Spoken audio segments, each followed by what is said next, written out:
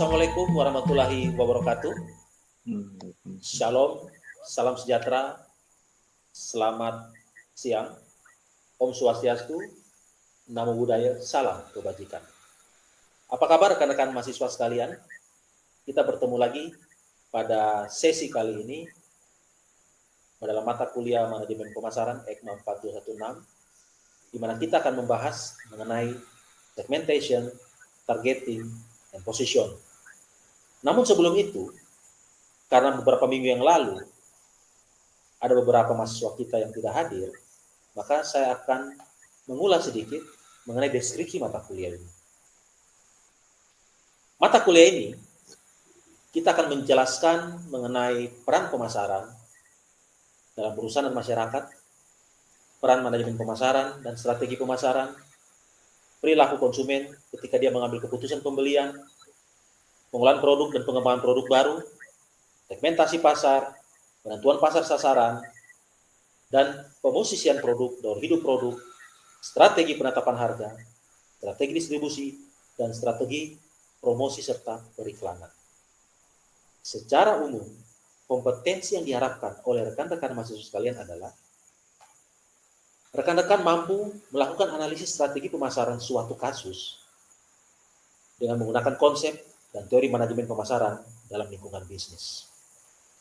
Jangan lupa, saya ingatkan kembali, kita memiliki sistem penilaian di mana kehadiran dalam diskusi, dalam menjawab diskusi akan mendapatkan poin sebesar 40%, tugas atau kuis yang dikerjakan akan mendapatkan poin 20%, serta ketika melaksanakan ujian akhir semester 40% bobot poinnya.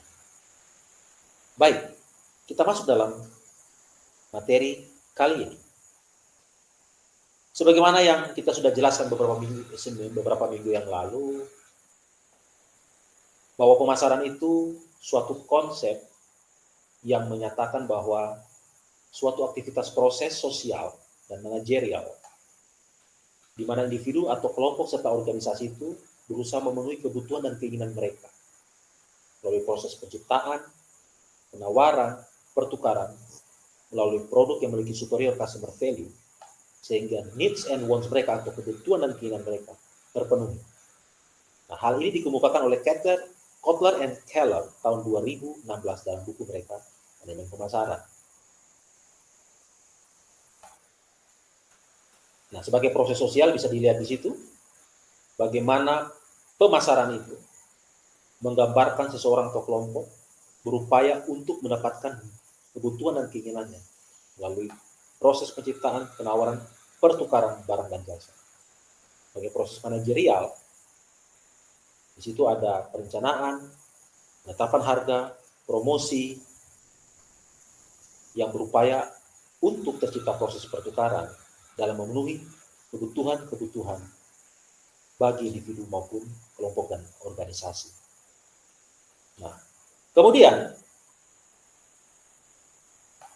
minggu yang lalu juga kita sudah membahas mengenai rencana dalam tahapan pemasaran. Nah, salah satu yang menjadi fokus utama kita di minggu yang lalu itu adalah pembahasan mengenai analisis SWOT, yaitu analisis yang dilakukan untuk mengidentifikasi kekuatan dan kelemahan organisasi atau perusahaan yang melaksanakan aktivitas pemasaran. Strength, kekuatan, itu menggambarkan kekuatan internal yang dimiliki oleh organisasi yang digunakan supaya bisa tumbuh dan berkembang untuk menciptakan keunggulan dalam bersaing di lingkungan bisnis. Kemudian setelah itu, weaknesses atau kelemahan.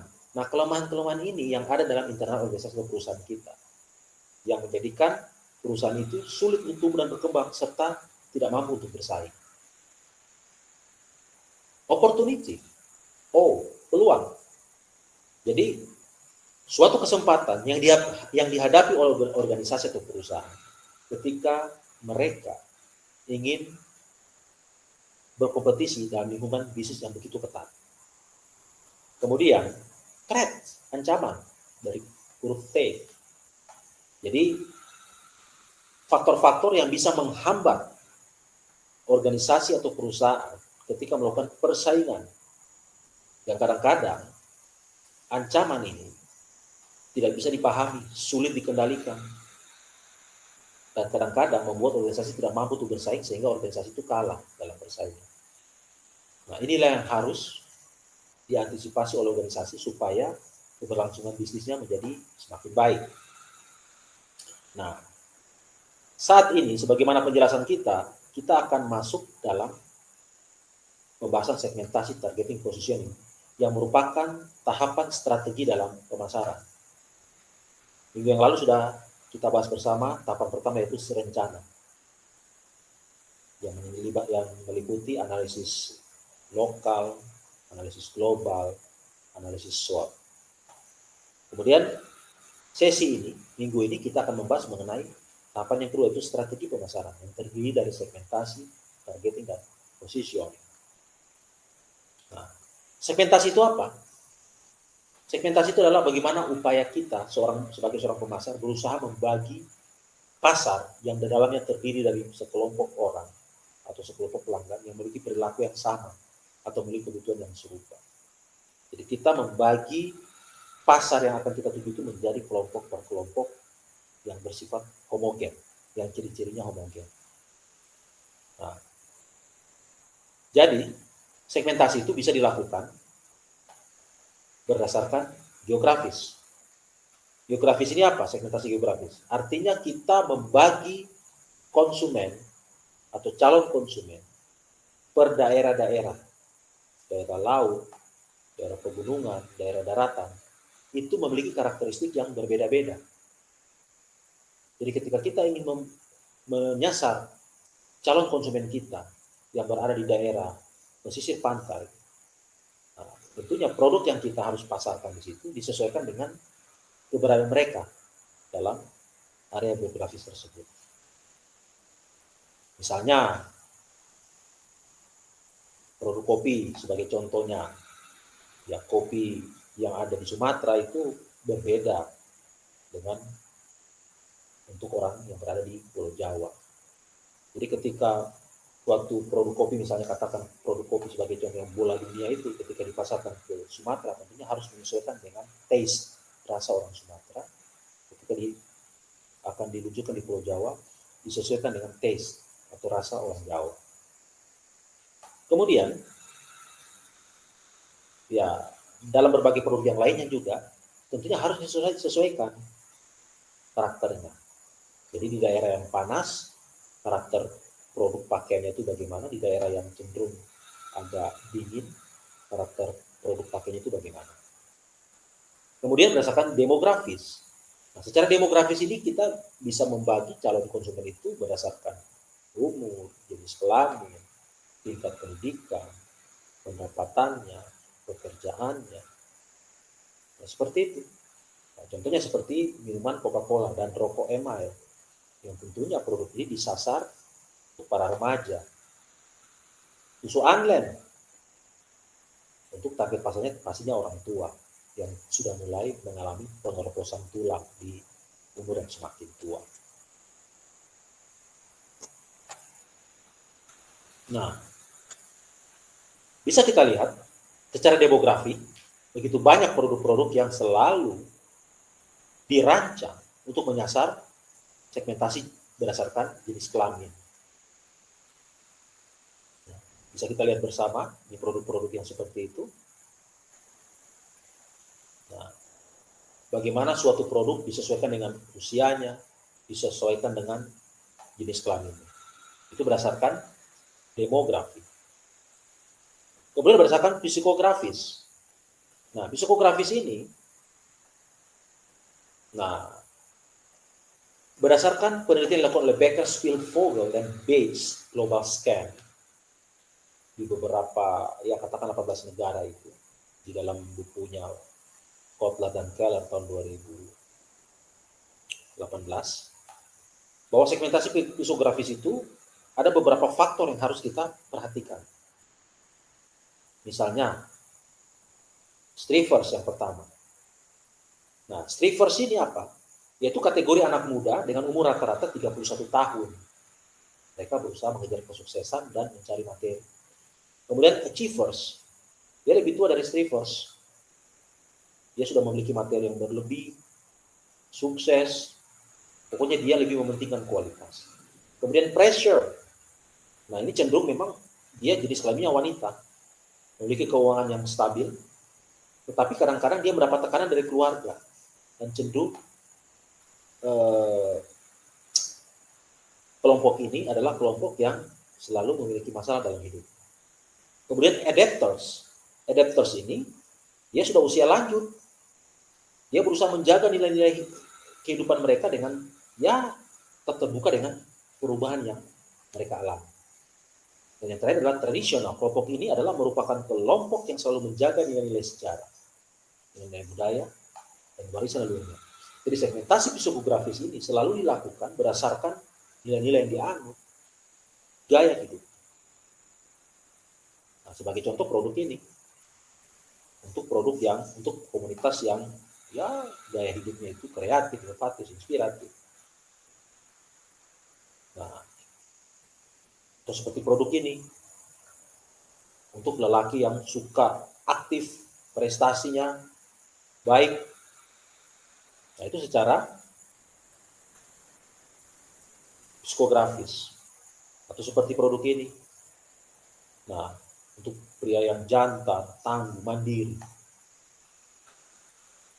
Nah, kemudian terakhir, kita bisa membagi segmentasi itu, melakukan segmentasi itu berdasarkan perilaku atau behavioral. Nah, segmentasi perilaku ini yang cenderung menjadi titik tolak bagi cabang dari manajemen pasar itu perilaku konsumen yang nanti akan dibahas di materi selanjutnya.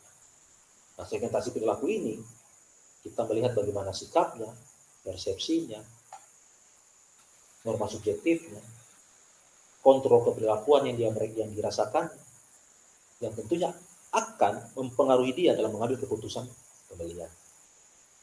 Nanti kita akan bahas di segmen selanjutnya mengenai itu. Nah, jadi yang terakhir bisa berdasarkan manfaat. Nah, kalau berdasarkan manfaat itu tentunya mereka pemasar ini melihat produk ini harus betul-betul diperuntukkan bagi kelompok yang lebih mengutamakan manfaat. Misalnya produk Nestle yang menciptakan makanan kucing yang disebut Friskies, pasti semuanya pada tahu. Nah, itu makanan cocok untuk semua kucing. Itu makanan kering, pasti semua tahu. Nah, seperti itu. Itu adalah berdasarkan manfaat.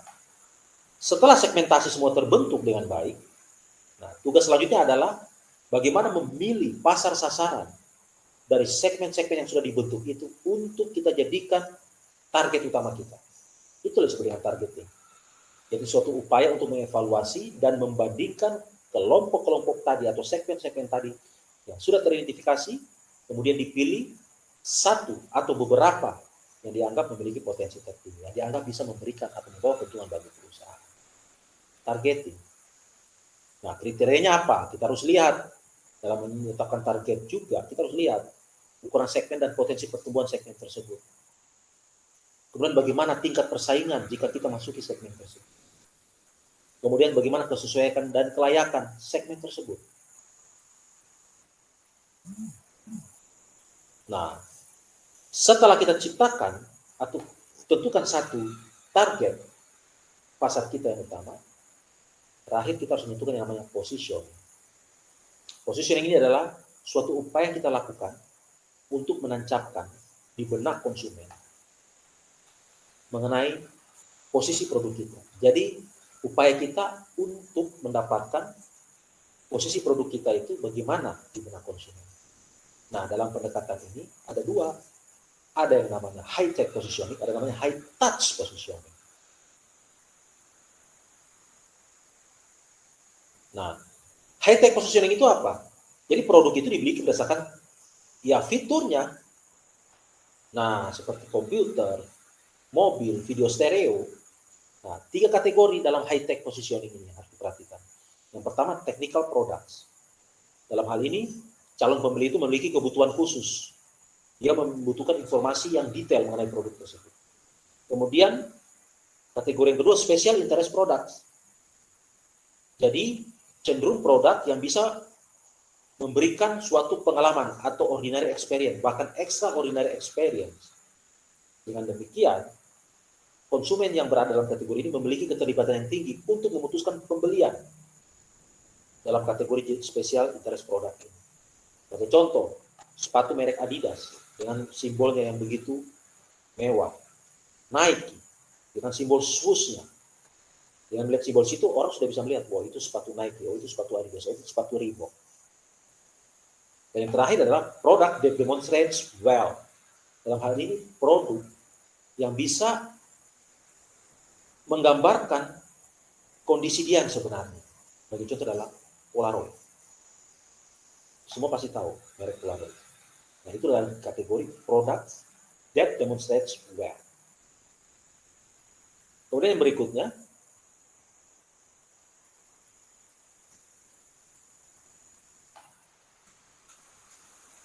high touch positioning. Nah, high touch positioning ini, dia betul-betul lebih menitikberatkan pada citra produk tersebut. Citranya bagaimana di produk tersebut? Ada 3 kategori positioning ini. Yang pertama, produk yang bisa menyelesaikan berbagai masalah. Jadi betul-betul menunjukkan pada manfaat. Misalnya, produk yang betul-betul ketika dibutuhkan, dia bisa dikonsumsi. Contoh, obat Botrex dapat diminum kapan saja. Itu contoh kategori produk ini. Kemudian berikutnya adalah global village products. Produk yang memiliki kesan mewah. Celana Levi's, rokok Marlboro, Harley Davidson di Amerika, Sony, merek Sony. Ketika orang melihat merek Sony, wah ini pasti barang mewah. Gitu. Global village product. Ketika melihat rokok Marlboro atau lihat motor Harley Davidson yang begitu gagah, wah ini pasti barang mantap, bagus. Kemudian terakhir adalah produk that use universal themes. Jadi betul-betul produk yang memiliki nilainya universal. Materialism, heroism, santai, dan keramahan serta percintaan. Masih begitu banyak posisi yang bisa diciptakan untuk berbagai-bagai produk yang bisa diciptakan oleh pemasar untuk ditawarkan ke pasar sasaran.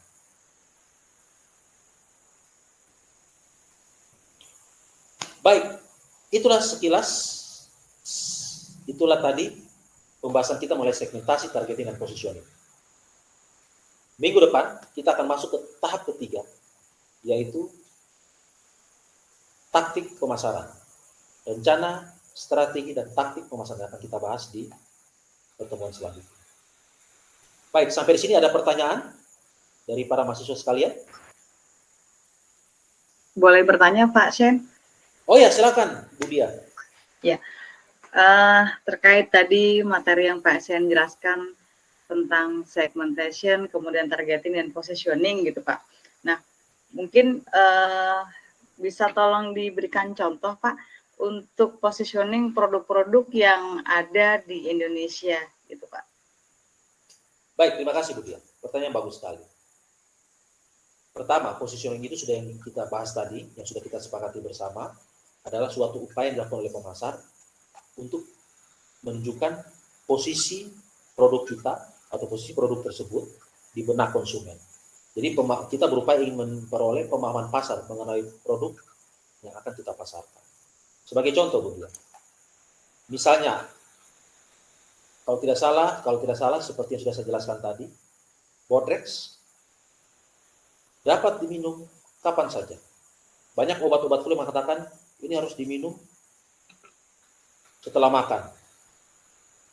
Dia tahu Botrex ya? Dapat diminum kapan saja. Itu positioningnya. Jadi obat Botrex yang bisa diminum setiap saat. Kapanpun kita mengalami flu, nah, silakan. Kemudian tolak angin. Yang identik dengan bintang iklannya itu ada Prof. Renal Kasali, ada Sofia Lacuba, orang pintar minum tolak angin. Gue pernah lihat itu? Itulah positioning. Salah satu contoh, beberapa contoh seperti itu. Yamaha, motor Yamaha, positioningnya apa? Iya, itu dia. Baik, saya rasa rekan-rekan sudah paham semua ya. Jangan lupa mengerjakan tugas-tugas yang ada di akhir kegiatan belajar 1 maupun kegiatan belajar 2. Ada tugas-tugas formatif, tugas-tugas esai. Silakan dikerjakan, dijadikan bahan pelatihan sendiri. Dengan demikian, terima kasih. Wabillahi taufiq wal hidayah. Assalamualaikum warahmatullahi wabarakatuh. Shalom, salam sejahtera, Om. Santi Om. Namo Buddhaya. Salam. Terima kasih. Waalaikumsalam.